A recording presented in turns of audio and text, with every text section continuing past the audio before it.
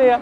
저는 문화유산 해설사 이지선이라고 합니다. 그리고 저는 오늘 여러분께 조선의 첫 번째 궁궐이었던 경복궁에 대해서 안내해 드리려고 합니다.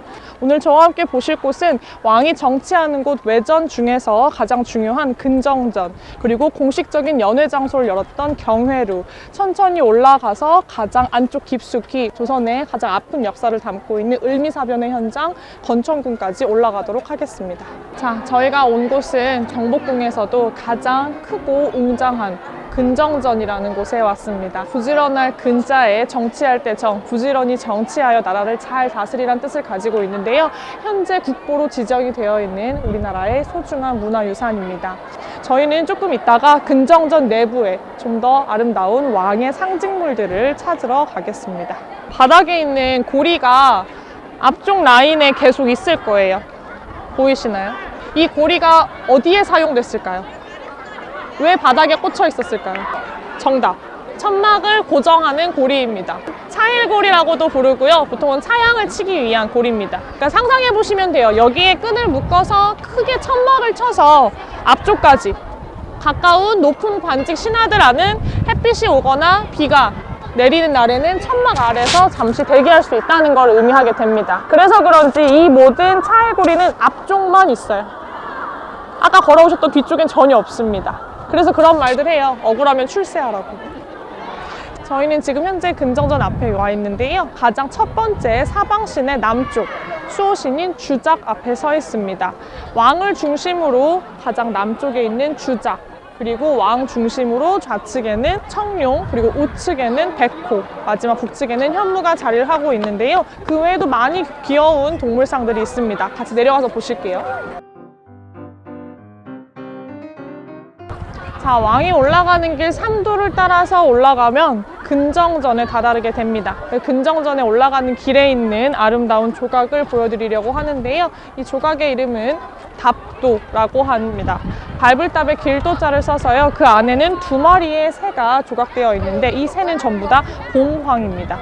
예로부터 봉황은 왕이 정치를 잘하여 이 나라가 정말 태평성대일 때는 하늘에서 봉황이 날아오른다는 설이 있습니다. 그렇기 때문에 왕이 정치를 잘할 때만 보인다는 봉황이 왕이 올라가시는 길마다 새겨져 있게 됩니다. 조선의 나라의 왕은 용과 봉황으로 상징이 되는데요. 용은 비와 구름을 관장하는 신으로서 여겨졌기 때문에 농경사회였던 조선에서는 당연히 왕을 용으로 표현하기도 하였습니다. 자, 지금부터 왕의 상징을 조금 더 가까이 근정전 내부에서 살펴보도록 할게요. 근정전 내부에는 왕을 상징하는 것들이 많이 있습니다. 그 중에 첫 번째, 왕이 앉는 자리 어좌가 있고요. 그 어좌 뒤편에 있는 한 폭의 그림이 가장 중요합니다. 우리는 이 그림을 1월 오봉도 라고 부르게 되는데요.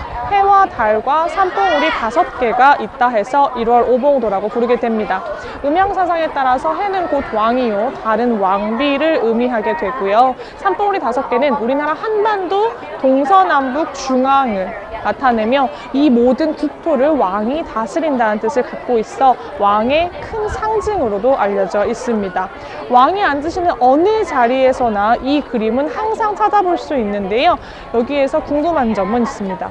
왕이 밖으로 행차 나가실 때는 과연 이 그림을 어떻게 할까요? 정답! 왕이 밖으로 행차 나가실 때는 들고 갑니다. 이동식 병풍을 들고 가서 이게 고정이 되어 있는 그림일 때는 한자로 그림도자를 써서 1월 오봉도라고 부르게 되지만 가지고 나가실 때는 1월 오봉병이란 이름을 붙이게 됩니다. 근정전 내부에서 가장 높은 곳에 바로 그 용이 자리하고 있는데요. 전면에서는 너무 높아서 보이지 않으실 겁니다. 무조건 옆쪽에서 측면에 오셔야만 볼 수 있는 2마리의 황룡이 바로 가장 높은 천정을 장식하고 있지요. 그래서 용은 언제나 2마리가 쌍으로 다니게 되고 여의주, 영어로는 드래곤볼이라고 하는 것과 함께 항상 높은 곳에 자리하고 있습니다. 꼭 한 번쯤 살펴보셨으면 좋겠어요.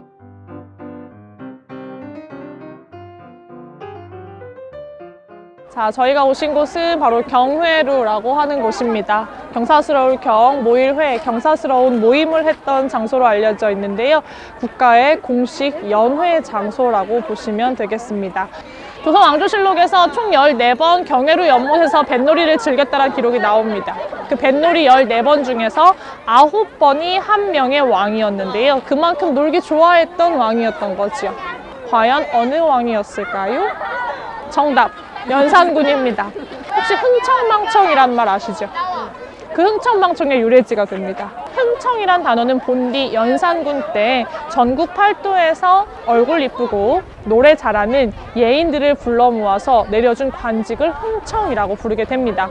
이 흥청을 전부 다 불러 모아놓고 신나게 놀기만 했던 거죠. 그렇게 해서 나라가 망조로 변했다. 흥청망청이 바로 여기에서 오는 유래가 됩니다.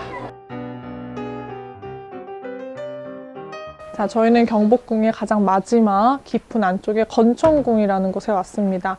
건천궁은 고종께서 부인이셨던 명성황후와 함께 지내셨던 곳인데요. 고종께서는 본인만의 정치 세력을 만들기 위해서 경복궁 안에 또 다른 작은 궁궐 건천궁을 새로 짓고 그 주변부에다가 본인이 여러 가지 정치 활동을 할 수 있는 기구들을 하나둘씩 함께 짓게 되었습니다. 지금 온 자리는 바로 고종의 부인이셨던 명성황후가 지내셨던 안채에 해당하는 곳입니다. 이곳이 우리나라의 가장 아픈 역사였던 을미사변이 있었던 현장입니다.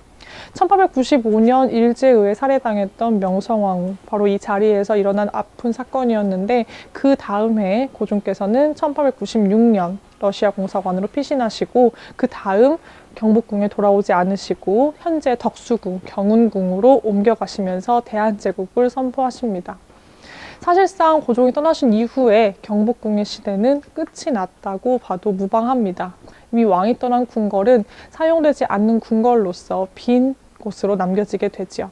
그 이후에 우리는 나라를 잃어서 1910년 한일합방, 그리고 그 이후에는 경복궁의 많은 전각들이 헐리고 다시 새로운 연회장 또는 새로운 일본 일제시대에 사용했던 큰 박람회장으로 사용이 되면서 현재 건천궁도 사라지게 됩니다.